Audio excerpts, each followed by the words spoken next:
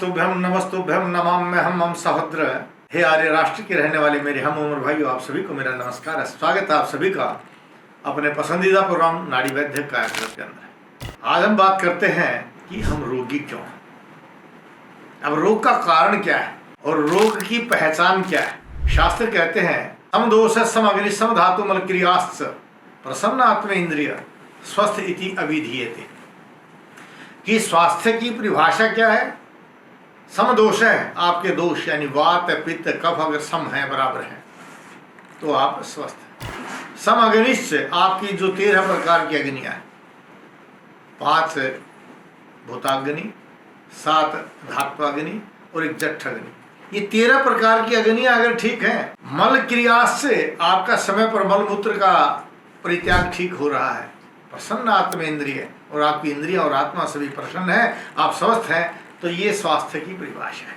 और आज क्या कहते हैं, आपका creatinine, uric acid, urea, bilirubin, Widal और कहीं कहीं विटामिन बी सी डी, इनकी गिनती करके कहीं कम और कहीं ज़्यादा हो गए तो कहते हैं आप बीमार हैं। लेकिन आयुर्वेद कहता है ये चीज़ें बाद में पैदा हुई, इससे पहले अगर आपका वात पित्त और कफ ठीक होते, सम होते, तो आप ठीक रहते। जैसे दही देख लीजिए, आज की मॉडर्न साइंस कहती है दही को एक बैक्टीरिया जमाता है, लेकिन आयुर्वेद कहता है अगर उस बैक्टीरिया को छोड़ करके दूध के अंदर आप फ्रिज में रख दीजिए, दही नहीं जमेगी। यानी दही के जमने का कारण एक पित्त का यानी गर्मी का एक निश्चित तापमान है जो दही को जमाता है। इसलिए अगर ये वात पित्त और कफ शरीर के अंदर बराबर है, कोई अन्य बैक्टीरिया ऐसा पैदा नहीं होगा जो आपके अंदर रोग को पैदा करेगा। अब ये आई कहाँ से? आपने वात पित्त और कफ को तो सुन लिया, लेकिन ये कहाँ पैदा होते हैं शरीर में, कहाँ से आ गए? एक अमरूद के अंदर एक बीज तो आ गया, लेकिन उसी अमरूद के अंदर कीड़ा भी आ रहा है। कैसे आया? कोई रास्ता तो है नहीं। कहाँ से सांस ले रहा है? कोई ऐसा उसमें रास्ता तो है नहीं। लेकिन कैसे आया, ये वही आयुर्वेद का सिद्धांत काम करता है कि अमरूद में कीड़ा कैसे आया, हमारे शरीर के अंदर वात पित्त और कफ कहाँ से आए। आयुर्वेद में चरक संहिता को यानी इलाज का जो मेन सूत्र है चरक संहिता, उसको कहा गया है कि ये जठराग्नि प्रधान है, काय चिकित्सा प्रधान है। यानी जिस शास्त्र के अंदर आपकी जठराग्नि के बारे में या अग्नि को बल दिया जाए, अग्नि की ताकत बढ़ाई जाए, उस शास्त्र का नाम आयुर्वेद है। हिता हितम सुखम दुखम आयुस्तस्य हिता अहितम मानम च तत्स यत्रोक्तम आयुर्वेदः स उच्यते। कि आयुर्वेद उसको कहा जाता है कि जो शास्त्र ये बताए कि आपके शरीर के लिए क्या हितकर है, क्या अहितकर है, क्या सुखकर है, क्या दुखकर है, जो शास्त्र बताता है उसी शास्त्र का नाम आयुर्वेद है। और आयुर्वेद इससे आगे एक बात और भी कहता है, पथ्य सेविनः किम भेषजम, कि अगर आप परहेज से रहेंगे तो किसी औषधि की आवश्यकता नहीं है। अपथ्य सेविनः किम भेषजम, अगर आप बद परहेजी करेंगे तो कोई औषधि काम नहीं करेगी, यानी औषधि की भी आवश्यकता नहीं है। और आज के डॉक्टर क्या कहते हैं, ब्लड प्रेशर हो गया सारी जिंदगी दवाई खानी पड़ेगी, शुगर हो गया सारी जिंदगी दवाई खानी पड़ेगी, आपका कैंसर है, HIV है, शरीर के कौन सा ऐसा रोग है जो डॉक्टर कहते हैं अब आप ठीक हो गए, आगे दवाई नहीं खानी पड़ेगी? वो कहेंगे आपको सारी जिंदगी दवा खानी पड़ेगी, क्योंकि उन्होंने बैक्टीरिया को नष्ट किया है। वो कल फिर बैक्टीरिया पैदा हो जाएगा, फिर आप उसकी दवाई देना, फिर वो आपको बैक्टीरिया नाशक दवाई देगा। इस तरह से बार बार आपको बैक्टीरिया को नष्ट करने की दवाइयों का प्रयोग किया जाता है, चाहे वो अनाल्जेसिक के रूप में हो, चाहे वो पायरेटिक के रूप में हो, चाहे वो स्टेरॉइड्स के रूप में हो, या फिर एंटीबायोटिक्स के रूप में हो। जो मारक औषधियां हैं वे औषधि आपके शरीर की रोग से लड़ने की ताकत को खत्म कर देते हैं, जिसको इम्यूनिटी पावर कहते हैं। आपने देखा होगा ना, कोरोना के समय में डॉक्टर ने क्या कहा कि अपनी इम्यूनिटी पावर बनाइए, आप प्रोटीन वाली चीज़ें खाइए, आप ताकतवर चीज़ें खाइए और आप ठीक हो जाएंगे। वो ठीक भी हो गए, लेकिन यहाँ भी आपके साथ गलत हो रहा है। प्रोटीन किससे बनता है, ताकत किससे आती है, इम्यूनिटी पावर किससे आती है? जब आपके खाए हुए आहार का सही रूप से पाचन हो जाता है, तो उस पाचन भोजन को रक्तम ततो मांसम मांसा मेदस्ततो अस्थि अस्थनो मज्जा मज्जात शुक्रम शुक्रात गर्भम प्रजायते। जो खाते हैं उससे रस बनता है, रस अग्नि के द्वारा पाक होकर के रक्त बनता है और रक्त अग्नि के द्वारा पाक होकर के मांस बनता है। इस तरह से धातु अग्नियों के द्वारा उत्तरोत्तर आपके शरीर के अंदर शुक्र धातु का निर्माण होता है। और जब शुक्र धातु का निर्माण होता है तो इसके बाद ओज बनता है। ओज को कहते हैं इम्यूनिटी पावर।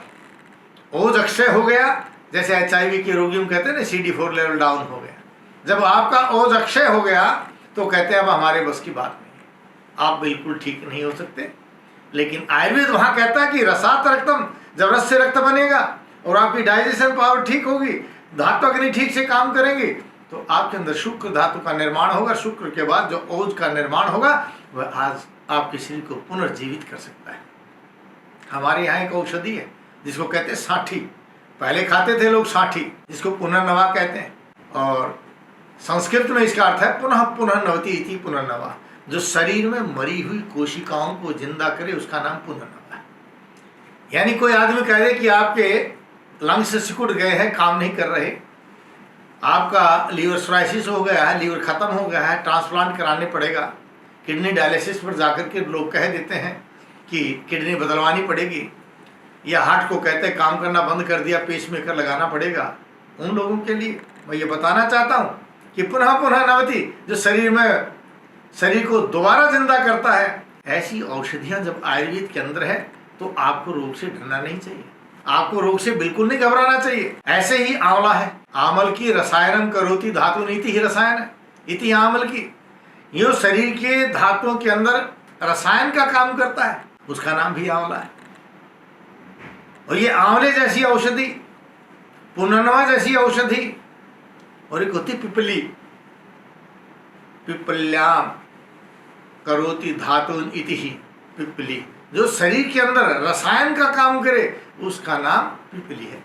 जब ऐसी उत्तम औषधियां हमारे यहाँ भारतवर्ष में पैदा होती हैं, और रसायन के बारे में तो कहा है दीप्त अंतर अग्नि परिशुद्ध कोष्ठ प्रत्यग्र धातु बलवर्णा सदृढ़ इंद्रिय मंद जरह नित्य रसायन से भी पुरुषो प्रतिष्ठा है।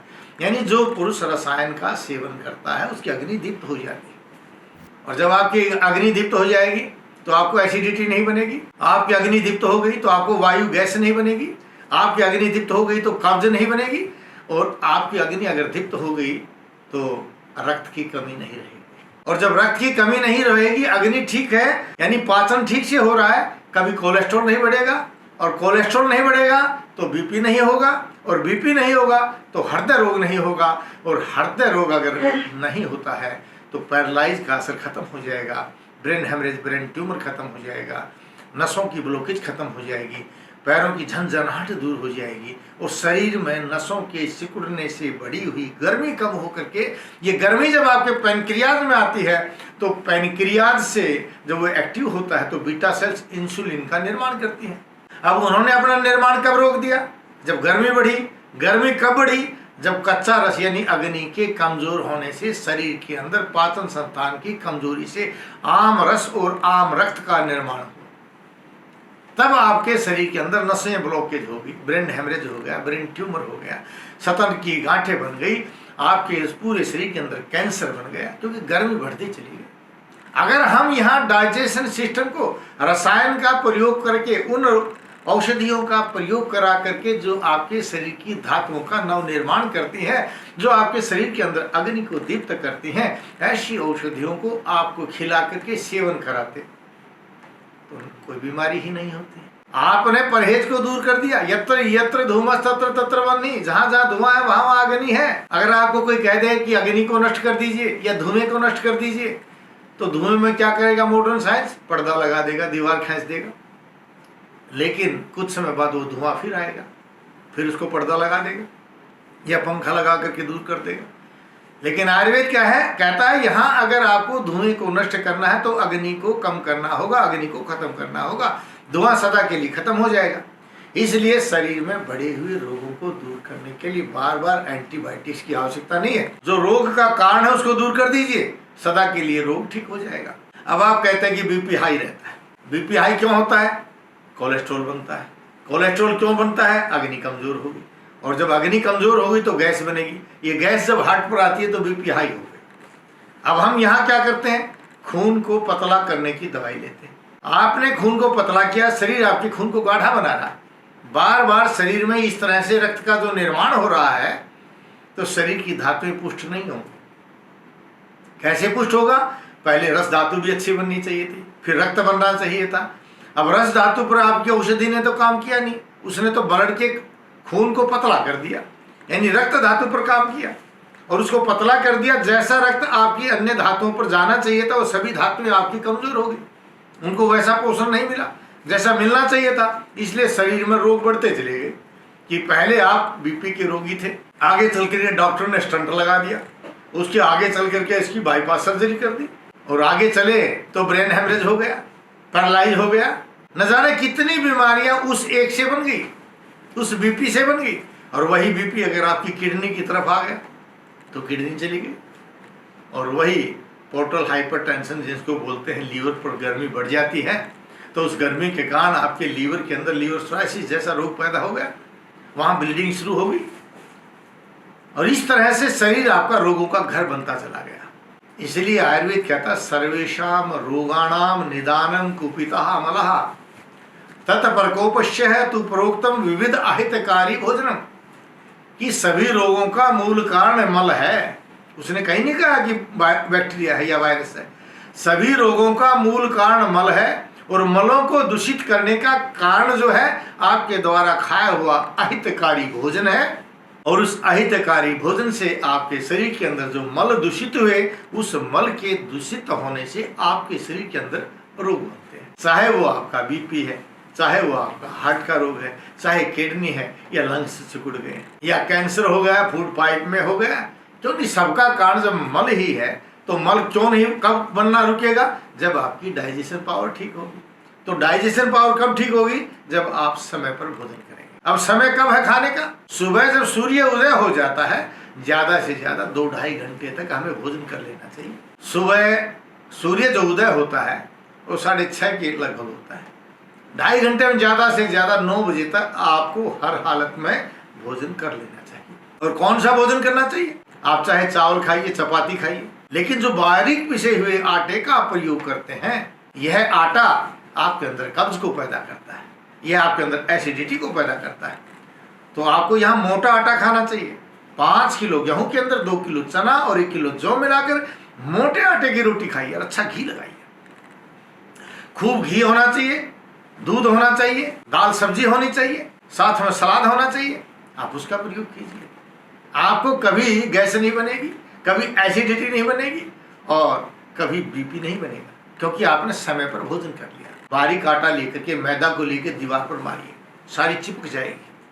लेकिन मोटा आटा मारिए, सारा नीचे गिर जाएगा। यानी जब बारीक आटे की रोटी खाएंगे वो आंत के अंदर चिपक जाता है, और जो आंत में चिपक जाता है वही आपके अंदर कब्ज, गैस और एसिडिटी का कारण है। जब मोटे आटे की खाएंगे तो आपका सारा फ्लश मल द्वार के द्वारा बाहर निकल जाएगा, शरीर में ताकत आएगी, एनर्जी आएगी, कब्ज नहीं रहेगी, एसिडिटी नहीं रहेगी, बीपी नहीं बनेगा।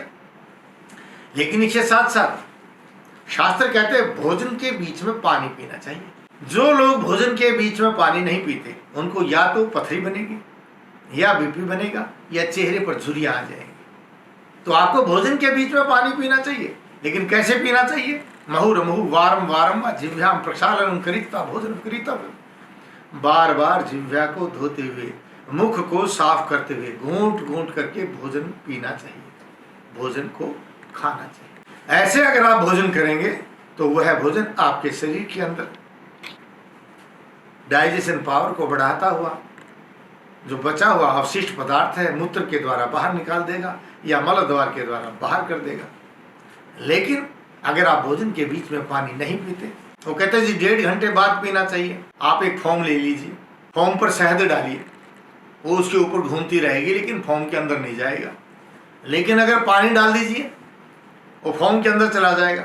ऐसे ही आपकी छोटी आंत जो भोजन को आमाशय का रस, पेनक्रियाज का रस या बाइल डक्ट का जो रस है वह भोजन के साथ मिलकर के भोजन को तोड़ देता है और उस भोजन को पतला कर देता है। उसको हमारी छोटी आंत एब्जॉर्ब करती है, सोखती है। इसलिए भोजन को पीना चाहिए और दूध को खाना चाहिए। और हमारे यहाँ तो कहावत भी है, बिहार के अंदर एक है, खाई के लंगी, कि भोजन के बीच में इतना पानी पीना चाहिए कि आपको पेशाब जाना पड़े। चरक में लिखा है, जीर्णे वारी बल प्रदम, यानी आपके भोजन पच जाने के पश्चात जो पानी पीते हैं वो ताकत का काम करता है। अजीर्णे भेषजम वारी, अगर कब्ज हो जाती है, गैस बन जाती है, तो पानी पीते रहिए, वो है औषध का काम करेगा, आपकी कब्ज को तोड़ देगा। भोजने च अमृतम वारी, भोजन के बीच में जो पानी पिएंगे वो अमृत का काम करेगा। जब भारतवर्ष के अंदर गुलामी का समय आया, हूण आए, शक आए, पूरे विश्व के लोग आए, उनमें अंग्रेज भी आए थे। उन्होंने भारतीय संस्कृति को और भारतीयता को नष्ट करने के लिए बहुत बड़ा एक षड्यंत्र रचा। उन्होंने देखा कि यहाँ के लोग सुबह सुबह रोटी खा करके चले जाते हैं, बहुत से लोग बासी रोटी ही खाते हैं। उन्होंने हमारे यह सूत्र तो समझ लिया, आप तो वहाँ बासी रोटी खाते हैं, ठंडा खाते हैं, लेकिन हमारे यहाँ क्या किया कि आप सुबह सुबह ब्रेकफास्ट करो, दोपहर में लंच करो, शाम को डिनर करो। अब आप नदी के विपरीत चलेंगे तो हमेशा रोगी तो बनोगे ही। सुबह प्रकृति में कब बढ़ता है तो हमें हैवी डाइट खानी चाहिए, इसलिए हम दही को सुबह सुबह भिगोते हैं, शाम को दही नहीं भिगोते। दूध को भिगोते हैं तो सुबह सुबह, क्योंकि हमें दही का प्रयोग सुबह करना चाहिए, क्योंकि सुबह कब बढ़ता है तो हैवी डाइट खानी चाहिए। दोपहर में पित्त बढ़ता है, जवानी में पित्त बढ़ता है, तो हमें पित्त को बढ़ाने के लिए फल, फ्रूट, जूस, दूध का प्रयोग करना चाहिए। और शाम को वायु बढ़ती है, बुढ़ापे में वायु बढ़ती है, तो हमें हल्का भोजन करना चाहिए। अब शाम को हल्का भोजन में भी हम क्या करते हैं, पहली बात तो शाम को हम हल्का करते ही नहीं, हम तो सुबह सुबह जो है ब्रेकफास्ट में कहते हैं मैं तो दलिया खाता हूँ, कोई कहता है मैं ओट्स खा रहा हूँ। अगर दलिया, ओट्स या इस तरह की चीज़ें आप खा भी रहे हैं, तो अगर उसमें आप घी नहीं डालते तो वो हल्का नहीं है, वो हैवी डाइट हो। अगर घी डाल करके इसका प्रयोग करेंगे तो ये हल्का हो जाएगा। अब आप सोच रहे होंगे, बार बार घी का जिक्र कर रहे हैं, घी क्यों खिला रहे हैं? यथा अंडम तथा ब्रह्मांडम, जैसा प्रकृति में वैसा ही ब्रह्मांड में है। हमारे यहाँ पूर्व काल के अंदर जब जच्चा को बच्चा पैदा होता था, उस जच्चा को 1 महीने के अंदर कम से कम 10 किलो घी गरीब से गरीब आदमी खिलाता था, और वह लेटी रहती थी, कोई काम नहीं करती थी, व्यायाम नहीं करती थी।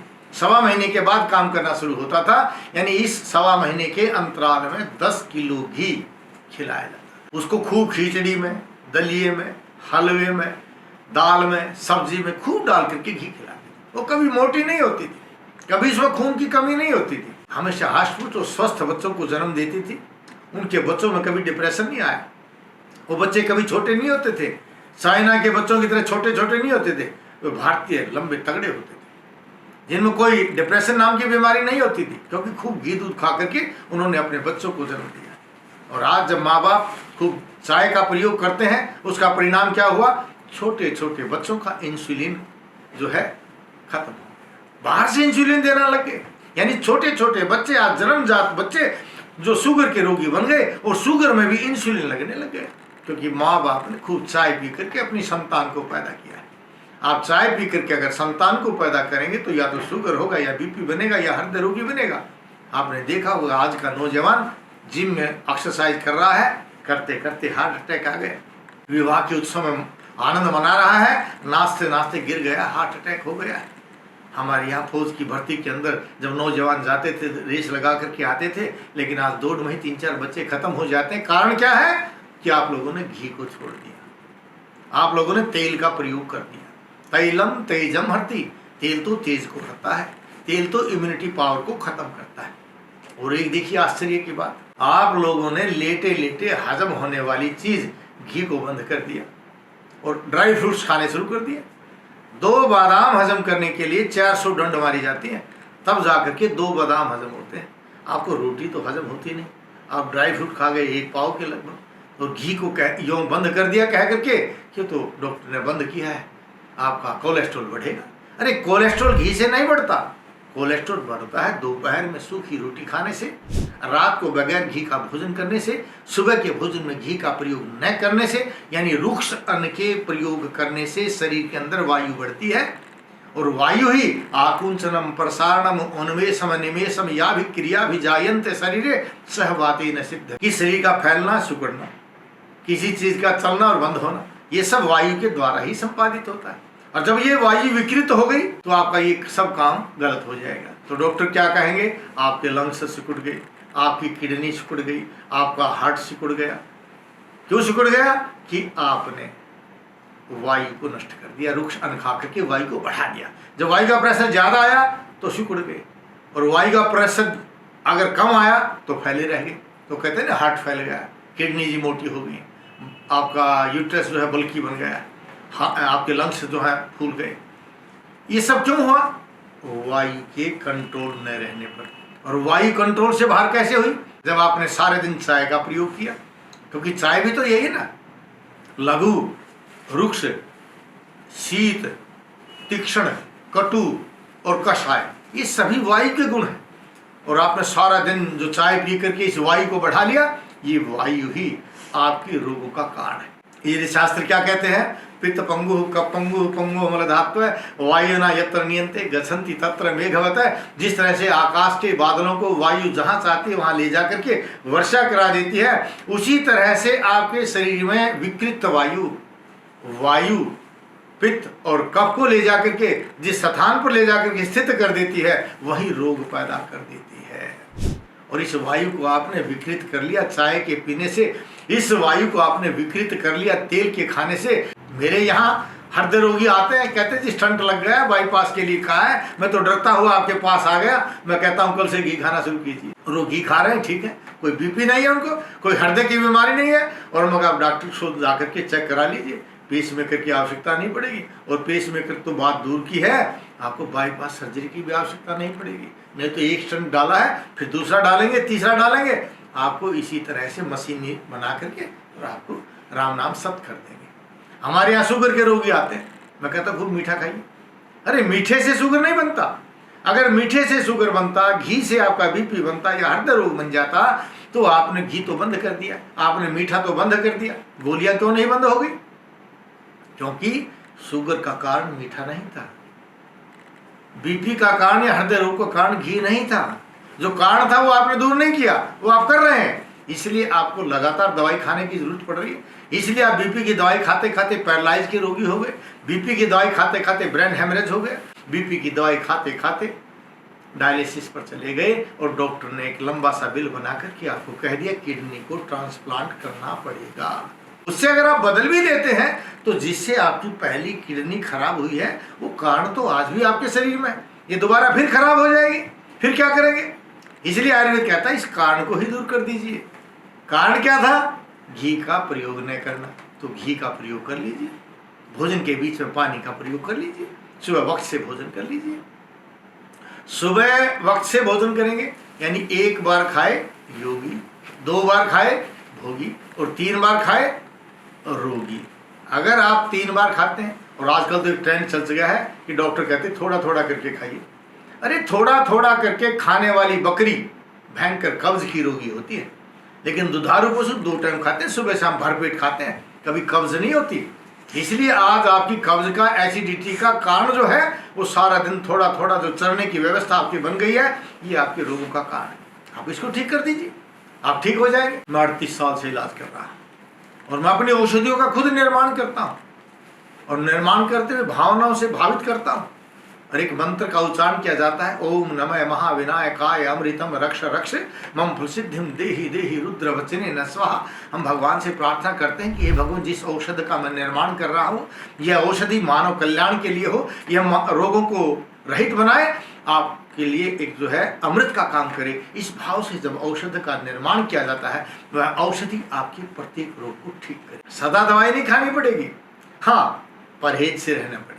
और परहेज यही है कि सुबह 9 बजे से पहले आपको भोजन कर लेना, शाम का भोजन भी 4 से 9 बजे के, दिन में आपको भोजन नहीं करना। और कोई परहेज नहीं है, चाहे आप शुगर के रोगी हैं, चाहे आप हृदय के रोगी हैं, चाहे डायलिसिस किडनी के रोगी हैं, या लंग्स के रोगी हैं, निमोनिया हो गया है, ऐसी कोई भी बीमारी जो जन्म के पश्चात होती है, उस प्रत्येक रोग को ठीक किया जाता है। लेकिन जन्मजात किसी भी रोग को ठीक नहीं कर सकते।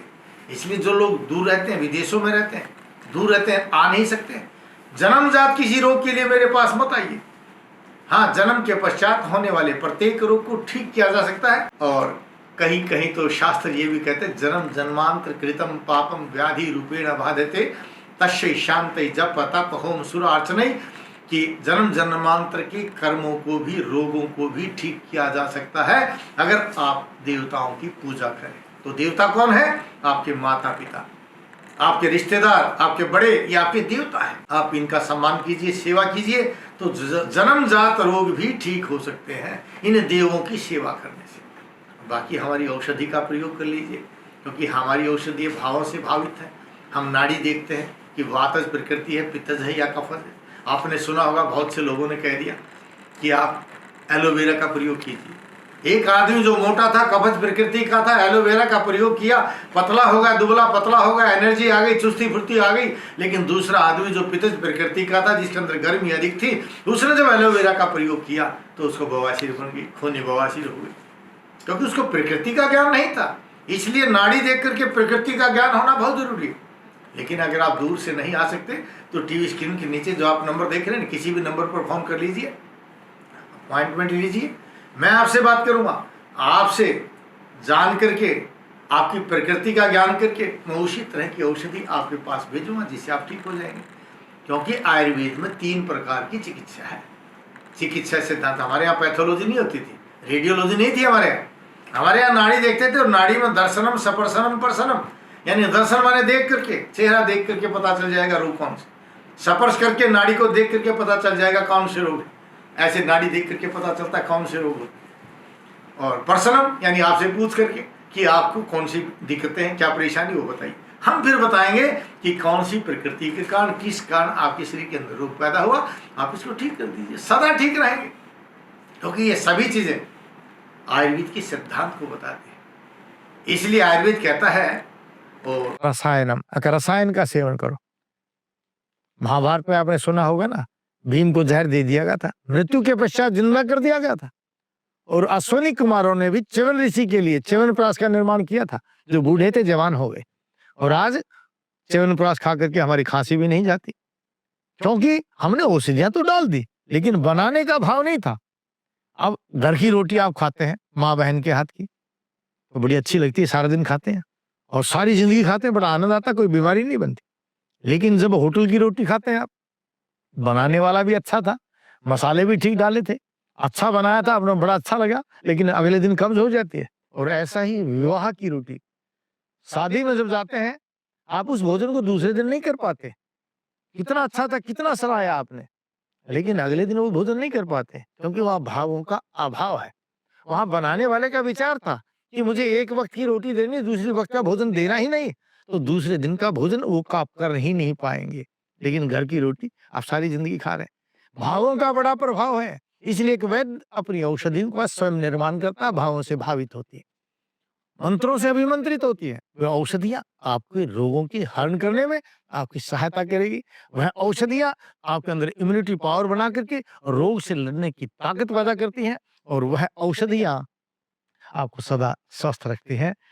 आप, हमारा अपना YouTube चैनल है नाड़ी वैद्य कायाकल्प, आप उस पर भी जाकर के देख सकते हैं। मैंने बहुत से लोगों के घरेलू इलाज बताए, आप उनको प्रयोग कीजिए। जब मेरे घरेलू इलाज से आपको इलाज में सुधार लगे तो मेरे पास चले जाना, मेरी औषधि का प्रयोग कर लेना। ज्यादा दिन औषधि हम नहीं खिलाते, हम आपको ठीक करेंगे। सदा स्वस्थ रहने के लिए जो हम औषधि का निर्माण करते हैं आपके लिए, आप उसका प्रयोग कीजिए। कोई भी रोग हो, चाहे सर्वाइकल हो, माइग्रेन हो, बीपी हो, एसिडिटी हो, शुगर हो, या कैंसर हो, या HIV हो, या फिर आपका हृदय रोग हो, या किडनी का रोग हो, या कोई लंग्स की खराबी हो, श्वास रोग हो, प्रत्येक रोग को ठीक किया जा सकता है और ठीक करते हैं। और अधिक जानकारी के लिए टी स्क्रीन के नीचे जो नंबर देख रहे हैं, इन पर फोन कीजिए, अपॉइंटमेंट लीजिए।